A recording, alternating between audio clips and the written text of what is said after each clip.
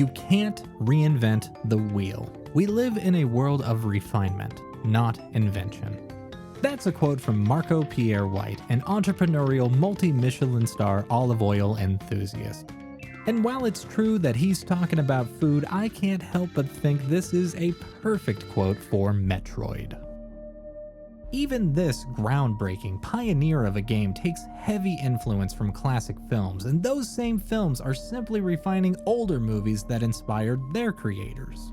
We truly stand on the shoulders of giants. That which we consume becomes what we create, which makes it so curious that Metroid II decided to stray so far from the norm. It's easily the weirdest game in the franchise, and in this lineage, that's truly saying something. But when you talk about the narrative, pacing, setting, even the consoles this game came to, nothing else came close to the sequel of the franchise. This ain't just one ride we're dealing with. This game came in triplicate. So I want to take some time to explore that. Today we are going to talk about Metroid II, the original, the official remake, and another game that... Ooh, I don't want to spoil the surprise. Secrets aside, let's kick this off with the original release on Game Boy.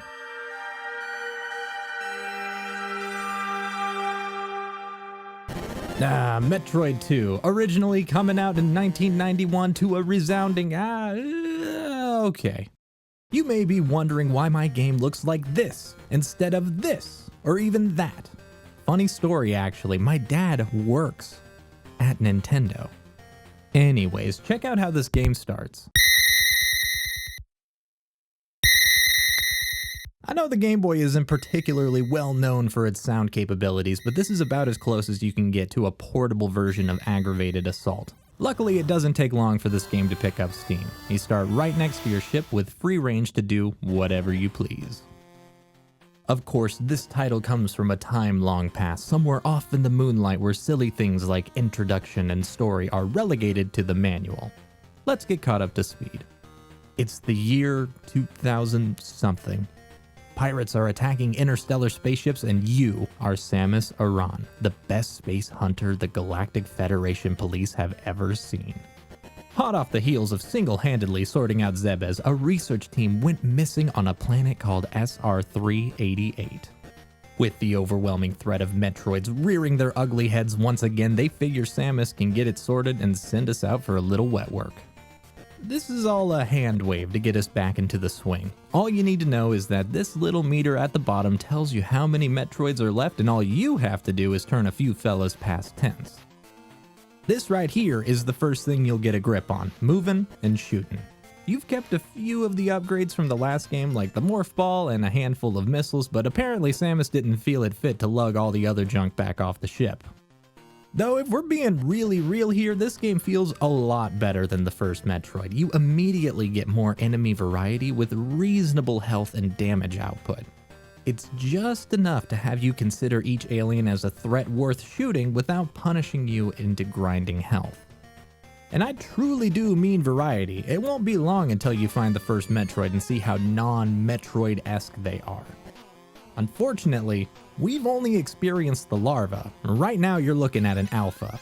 You'll quickly learn that only missiles work on this dude, but after that you only have 38 problems to deal with. You might feel the world shake, which surprisingly is a good thing. SR-388 is much smaller than Zebes, mostly from transitioning to the handheld, but with one little trick they make this landscape extremely interesting. See, the core of the map is engorged with acid, the type of acid you couldn't conquer with a Varia suit.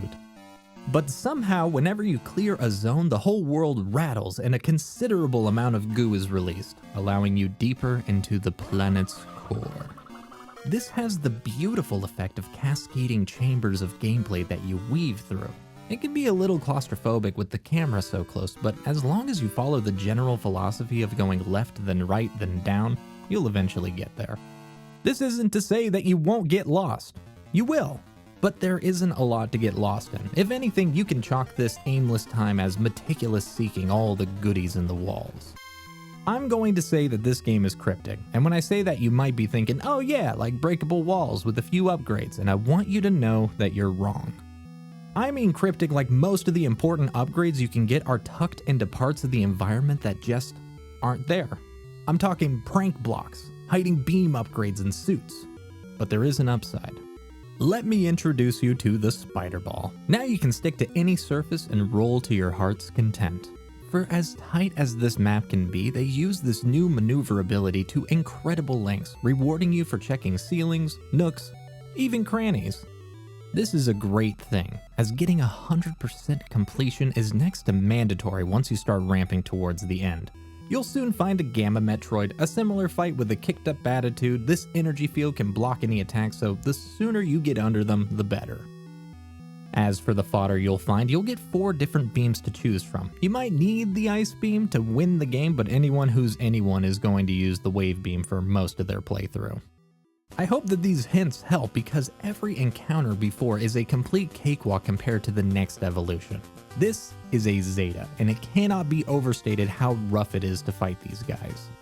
This quadrupedal nightmare looks like a love child between Frieza and Cell with the same level of constitution, taking an astounding 20 missiles to do the deed. The last 2 sections of this game are entirely filled with these guys, and without any health or missile refills in between, you are looking at a certified gauntlet. I absolutely, positively, non-facetiously love this part of the game. Even with your new fancy suit and any weapon you choose, the margins are so tight that victory is genuinely a test of skill. Unless you're like me and spend a half hour getting your health back, stay blessed, not stressed.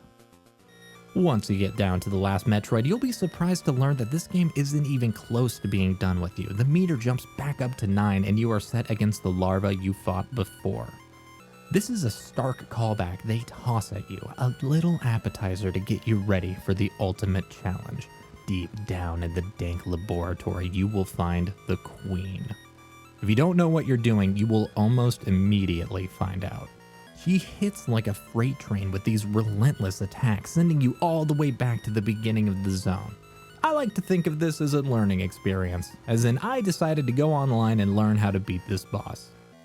Hang out in the corner, screw attack the projectiles, hop in her mouth if you get the chance. It won't take long to seize victory.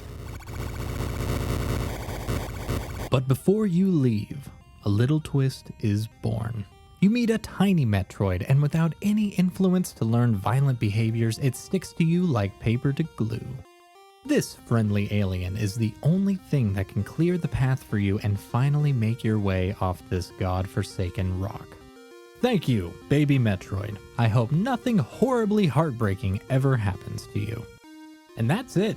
That's all Samus wrote. You can explore this entire game in about 2-ish hours and get the best ending to boot.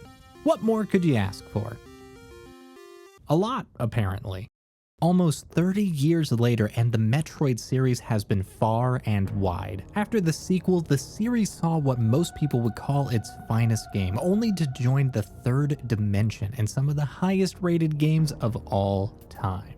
Naturally, this meant the series was an underseller, never truly meant to climb the ropes Mario and Zelda once cloned. But we knew how amazing these games are, and someone decided to do something about it. In 2015, a small but fervent group took it upon themselves to remake this incredible little Game Boy game and give it the treatment it always deserved. Naturally, Nintendo threatened to sue them, so they stopped. I know you can't see me right now, but I'm doing that air quote thing. Unbeknownst to all of us, Nintendo had a little remake of its own, and they needed to clear the landing zone for delivery. So, let's see how they decided to bring this game back in Metroid: Samus Returns. Now, this was the only game in the trilogy that I played on release. I was about to go on a long road trip and brought it as a way to kill time. To give you an idea of how this is gonna go, outside of those hours on the highway, I never played or even thought about this game again until it came time to make this video. But let's go in with a fresh approach. We get a story recap in the form of paragraphs and pictures. This is a step up from the manual exposition, but not a particularly huge one. It's when we actually drop into the game that it reveals a whole new level of visual quality. The only word that comes to mind is chunky. The lower poly count on the 3DS lends itself beautifully to the jagged rocks and swampy underbelly of this world. And even without the 3D effects, they've taken the time to add these beautiful backgrounds, rolling horizons of bumpy landscapes and minute details. It does a great job separating itself from the cramped and static layout of the original game. The colors are coded to this extremely saturated palette. Sections are dominated by a single color, a piercing yellow or an oozing purple, which makes it easy to know which area you're in just off the atmosphere. And above all the technological leaps we've made within 26 years, Mercury Steam was able to take a 2D side-scrolling action-adventure piece and somehow stuff a level of cinematic feel that you can only truly find in their future Metroid game. It's hard to even call this game a side-scroller. The camera whips in these wild dynamic directions, pulling in close for a successful parry and seamlessly tilting forward for the cutscenes. You might have noticed that this doesn't look like the SR388 that we just saw, and that's on purpose. All the zones are here, but the layouts are completely different. But even if we're taking artistic liberties, it's sad to say that most creatures didn't make the jump to 3DS. Rest in peace, you weird space goblins. The whole experience is so foreign that they added these shrines to tell you how many Metroids are left in any given area. If you have any kills under your belt, you can come back here and get a cheeky little indicator to your next target. This is good because we've taken a further step back as far as initial powers. You don't even have a morph ball, but you do have a few new tricks in the control department. To go along with the parries, we now have pseudo free aim, opening the door to more options for engaging with the enemies. Your entire D-pad is chock full of new equipment. This ranges from a shield, beam overcharge, and a map indicator. No longer will you need to bomb every inch of a floor. You just do an AoE blast and anything of interest will come to light. This is great when you see how many interesting ideas they've crammed into the game. From the various levels to the unique and puzzling enemies, they've pushed the letter as far as original content that flows wonderfully with the original Metroid mythos. And this sounds like a lot of praise, and I do want you to know that this game does a lot of things right, strokes of brilliance that stand out as high points for the entire franchise. I cannot stand this game. The quick and dirty reason why is padding. They ballooned a 3 to 4 hour game into a 12 to 14 hour slog. This feels totally fine in the first few sections, finding your way around, getting to grips with the parry, search and destroy until you grow stronger, the kind of stuff that made the first game shine. The problem is that this initial process never changes. If anything, it just gets worse. There's so much variety, so many different trinkets and doodads that when you inevitably get lost, the solution tends to be some forgotten little mechanic that you have to flip to the other screen to access. The worst sin in that department is the beam upgrades. Once again, they've separated the shots into different settings.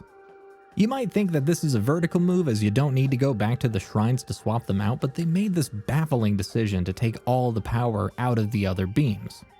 So when you find the ice shot, you quickly learn that it only has one use, freezing the enemies so that you can use them as platforms. Any kind of attack or parry leaves you sinking dozens of shots into the weakest enemy, looking like a fool. And this only compounds down the line. Once you get the grapple shot, you will come into a room, swap to the grapple, immediately run into a bad guy, swap back to your regular beam just to run into another grappling section. And you can tell this is an issue because they tried to backtrack on this. For the most part, you can use the grapple with your normal beam while aiming at a grabbable spot. It's a nice thought, but most of the time you won't be lined up for these Tarzan sections, so you either do the frustration shuffle or try to rely on a wishy-washy automated system. And this doesn't even account for the Metroids themselves. Getting anywhere near one starts this automatic detector beeping, taking all the shock and surprise out of running into a baddie on the fly. And when you actually get into the room, every fight pans out the same way. They are so tanky with very little wiggle room to land a hit unless you get the parry. And these are extremely telegraphed and let you sink a massive amount of damage without thinking, leaving the dominant strategy to be waiting around, jumping a few times until they choose to do another counterable attack. The camera angles are flashy, the music is intense, but let's be honest. Does this look like fun?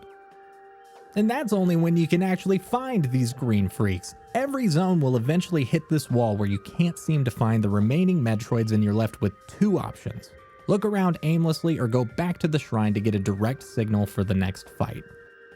I understand that one of the core concepts of a Metroidvania game is to breach and clear unknown surroundings, but there is so much stick and poke corner hiding in this game. Eventually they start actively hiding in the arena and force you to do these annoying little sections to get them to come out and play, actively leaving fights and making you cross into other rooms to continue. In my mind, you're left with either banging around corners trying to will these creeps into progress, or you join the sad conga line of running back to the entrance to get the answer sharpied on your head. Rinse and repeat until the next conveyor line. And let's talk about these additional tools. Any of your D-pad powers require this Aeon energy that naturally sprinkles out of bad guys. It's one of those things that you don't ever think about until you run dry and come face to face with the section that needs the equipment but doesn't offer any recharge. Most of the time, you're neck deep in the level, and once that well dries up, you land ass first in an enemy blender, happy to bump you right back to the last save point. They've taken the two main reasons to play Metroid II, that being exploring a tightly designed map and exterminating a finite number of hidden enemies, and made it a terribly annoying slog to get through. I don't say any of this with malice. I have nothing against Mercury Steam, and I think they've only gotten better through the years, but I can't help but think of another thing Marco Pierre White said. Perfection is a lot of little things done well. Personally, I also think that the opposite is true. This isn't a bad game. It actually has a brilliant core concept inside of it, but it is plagued with 1,000 little problems that never seem to end. Small frustrations that take you out of the environment, the combat, the story, a million little paper cuts that suck the life out of the experience. By the time I was 6 hours in, I realized that this was just work. I couldn't imagine these issues resolving, and I decided that I wouldn't go any further. This had me worried. If a full-fledged development team couldn't bring Metroid II into the modern age, what chance does a fan game have of avoiding the same pitfalls? I'm not going to mix words here. The last game on this list is AM2R. It is the best Metroid game I have ever played. It's also one of the best games I've ever played, period. So much so that if you haven't played, I'm going to ask you to leave. We're about to talk about this game in great detail and spoil a lot of incredible things that I want you to experience yourself. And while it technically isn't supposed to be open for downloads, I trust that you're smart enough to find the original release and the patch to update it to the latest release. Knock this game out in a weekend and come back so that we can talk about it together. You'll be glad you did. To those of you who know or wish to see without knowing, let's begin. The opening beats are tense. A dark synthwave track cuts through the monochrome slides, detailing the mission ahead. It only takes 3 pages to give us the status and mission objective. No other game comes even close to this succinct introduction. Before you know it, we're on the surface of SR-388, ready to take on the Metroid Menace. And off the bat, everything just feels right.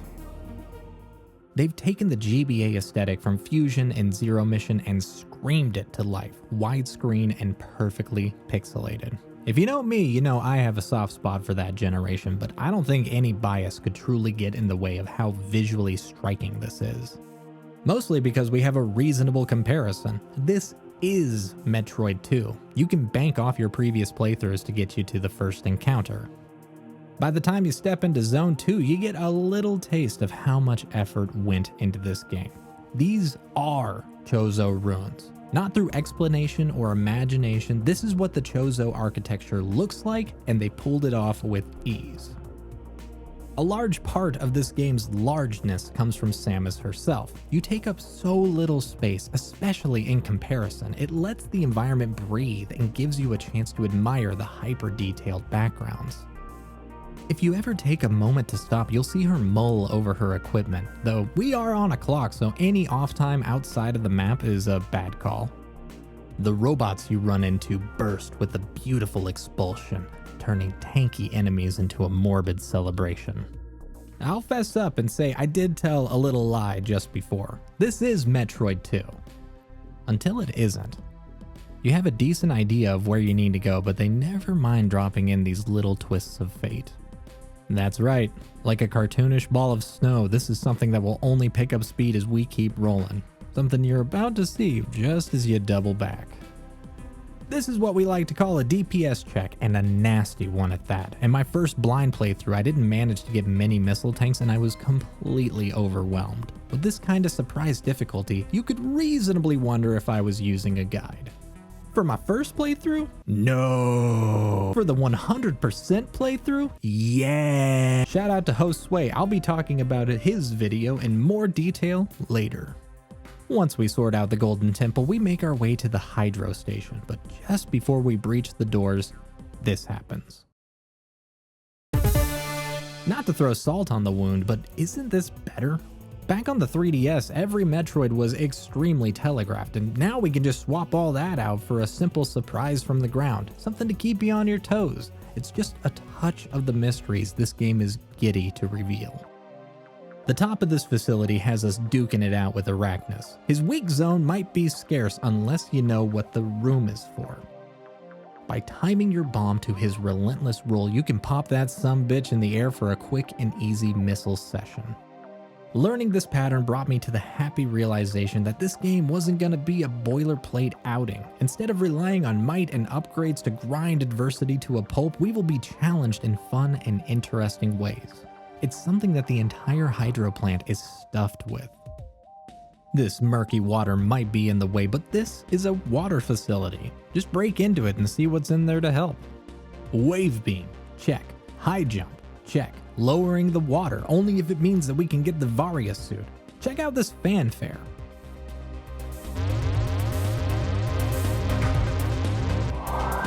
I just love how specific this game gets with the upgrades. 50% less damage here, super missiles are 5 times damage there, just nice round numbers you can hold on to.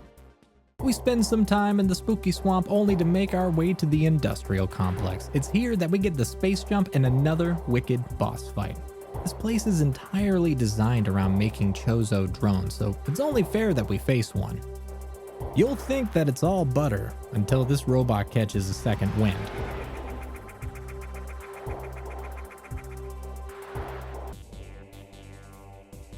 And just like that, we are putting our space jump to use immediately and without compromise. This looks tough, but it comes with a forgiving amount of damage and generous chances to restock health and ammo. I can't think of a better way to convey this new amount of movement that's at our disposal. Now back on the Game Boy, this was just about the point where the game was reaching its climax. A few caves and zetas between us and victory. Just to give you an idea, from my recording sessions, this is part 3 of 13. Get cozy, because we're about to go off script. Delving deeper into the complex scores us the Spazer. I am so happy to say that this is a purely vertical move. No swapping, no interface to choose shots, just what we had times 3. They even offer the previous room to test out the new firepower. It's marvelous. From here, we're going to meet our first Gamma encounter, and just like in the OG, I kind of enjoy fighting these more than the weaker alphas. Something about their movement and placement makes it more fulfilling. Everything changes once you get the speed booster. This isn't just about finding obvious runways to do the jump and flash things. So many additional pickups in this game are dedicated to the mastery of the Shine Spark. Alright, quick lesson to anyone who doesn't know. Once you hit terminal velocity, you can crouch to retain all that heat. From here, you can do a normal hop and point in any direction to blast off in that general area. This is so much harder than you think. Wait too long, take any damage, take a single misstep, and that's all she wrote. It's a perfect blend of difficult and exhilarating. It actually reminds me of Skate, getting to place your marker and try the same set of inputs over and over until you get that one great run. Anyways, Samus starts controlling a robot to pick up super missiles and clear her path. When I look back on the guide I was using, I could see that the missile bank was updated, that with a slew of other little details. If you're anything like me and haven't heard anything about this game since it was popping off back in the 10s, you'll be stoked to hear that they never truly stopped working on it. This is my last plea. If you haven't played this or only played an early version, please eject. Give it another go. You'll be better for it. Without leaving the complex, we run into the nest. Not only overrun with this sinister stink growing on every surface, but everything is growing darker and darker the deeper we go. There's a few easy gamma fights in this one super missile tank that drove me insane. I like to think of this moment as a sort of psychological DPS check. Cutting our way through the base's basement gets us back to familiar territory just in time to go from the frying pan and into the fry. While this is familiar territory, the background is littered with additional lore. Read it if you want. I'm good. After another slick mechanical section, we face off with a Zeta. This is as rough as it gets. Their attacks are brutal and unrelenting. When Samus takes a considerable amount of damage in one hit, you get this fancy little falling animation. I would admire that if I wasn't freaking out while it was happening. The only saving grace is your super missiles. They have a pretty predictable charging pattern, which makes a well-timed shot your best bet. Do you see how easily this game gets you to go hard in the paint? To face adversity with might and mind and a beautiful synergy of intuitive gameplay? I know I keep gushing about this, but it's truly miraculous what they've pulled off. Everything just flows with the kind of steez you only see from Bronze 56K. What are you doing here? We haven't even touched the hardest part of this section. Breaking into what is only referred to as the tower turns out to be an R&D weapons facility. Once activated, you bring a whole world of hurt down. Especially this guy, the Tester. This is the one fight I was super stuck on until I learned that your regular beam can do the trick. Isn't it great when we don't need to compromise on the beam? The top of this tower has this great background detail, 2 Chozo warriors holding up the planet. They didn't have to add this. It would have been fine without what had to be a great amount of time to make this, but it's that kind of gonna do it attitude that permeates through this game. On our way to get the power bombs, we are hit with the classic meltdown chase. Shouldn't be a problem. We've run away from dozens of critical reactors and imminent destructions. Only this time we have a boss, tons of rooms, an elevator, and definitely not enough power bombs to get through these little gaps. Alright, we gotta go. Come on, let's do this. Come on, get up. Get up. Please, get up. We're not. Come on, let's go. Alright, we got this. Okay, doors. Open up doors. Open up. Come on.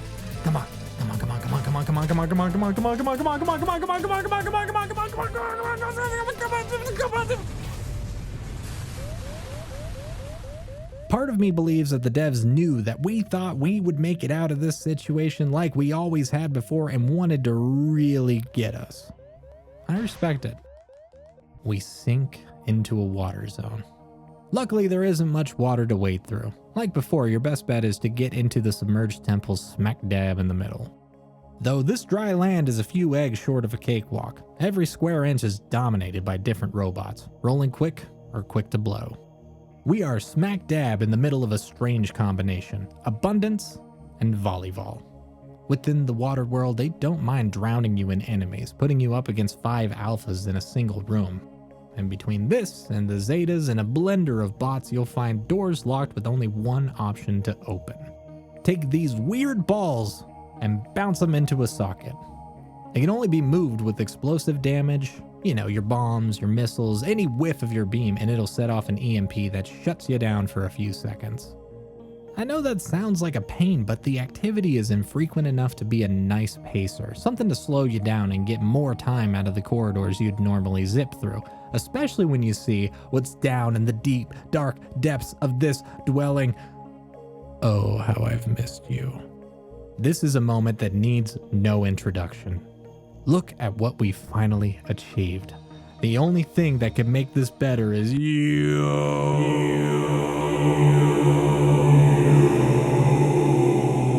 Back when I was a kid, playing Zero Mission on a jet black GBA SP, I must have beat Zero Mission a dozen times. There's a moment where all the secret power-ups you got along the way manifest. It's this epilogue where you are at your weakest and immediately become the most powerful thing on the planet. And as cool as that is, it always irked me that we had to wait so long to get it, only to have it for one final fight at the end of the game. A minor request from a game I'd never change, and AM2R granted it. From here, they open these little portals to all the previous places, giving you a chance to scrape up all the collectibles you couldn't get before. They even let you pop back onto the surface, but a different surface. Just another chance at hidden lore and spectacular pixel art, a victory lap before we finish this thing. Even with the screw attack and the grav suit, the real prize is the ice beam, something invaluable to our efforts that still comes with a great cost.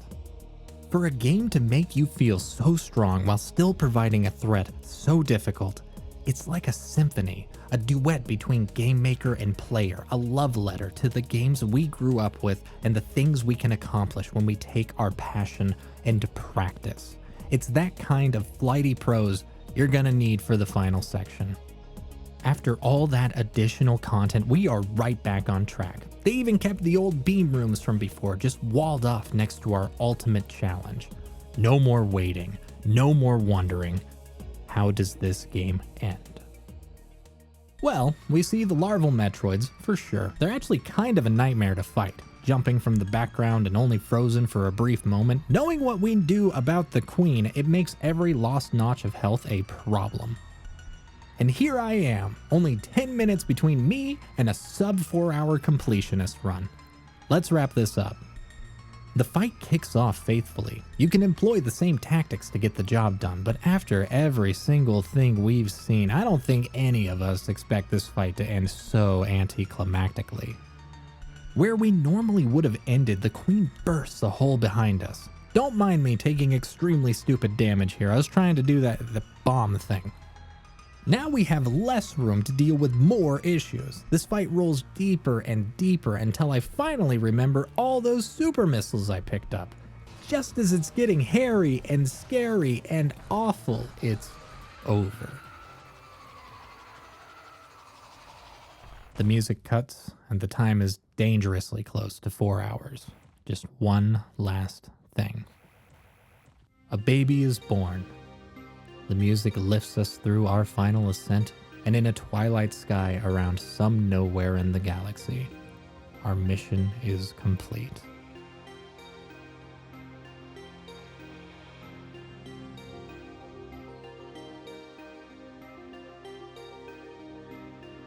Yes! The last Metroid is in Oh, don't even captivity. joke about that! It's easy to be too objective about these games. The original title is outdated. The official remake is a lot of effort undercut by poor execution, and the fan remake is a stunning victory of what a fan base can do. To me, these are all the product of one single human element, something that binds these games as well as all great things that we enjoy. Passion. No other company would have been comfortable taking a successful game and making a sequel so radically different. That same company being so consistent over the span of decades to hand the reins to a fledgling company to breathe life into a forgotten era. The fan base of that company deciding through the fires of litigation and the embers of a stolen opportunity to show the world why we're here, why we care so much about a fictional world and the way we wander through it. Metroid II isn't a single game. It's an idea seen through 3 perspectives. A thought small enough to hold in your hands but fast enough to span my entire life. Like a simple dish you can whisk your personality into and truly make your own. I don't want your takeaway of this video to be official game bad, fan game good. I want you to see the shoulders of fantastic giants we stand on and pour that kind of creativity into whatever you wish. It might break new ground. It might not work out the way you hoped it would. Or maybe, just maybe, it'll be a masterpiece. But hey. Yeah, it's your choice, really.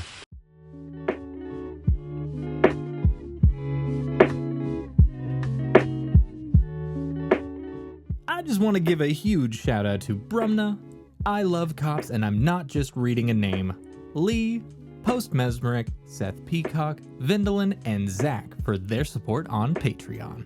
This video has been a long time coming. I do apologize if you love Samus Returns, but in all seriousness, you deserve better. I got a few more shorter videos that are going to come out of the pipeline before my Mondo Gigantic Jumbo project is finally finished. I really do hope that you enjoyed this one. Please let me know in the comments if there's any changes, any kind of feedback. You know I love that. Outside of that, thank you so much for watching, and I hope you have a great day.